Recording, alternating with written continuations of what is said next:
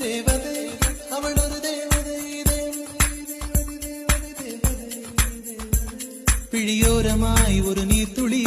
வழியுதே என் காதலி அதன் ஆழங்கள் நீ உணர்ந்தால் போதும் போதும் போதும் அழியாமலே ஒரு ஞாபகம் மலை பாயுதே என்ன காரணம் அருகாமையில் உன் வாசம் வீசினால் சுவாசம் சூடேறிடும்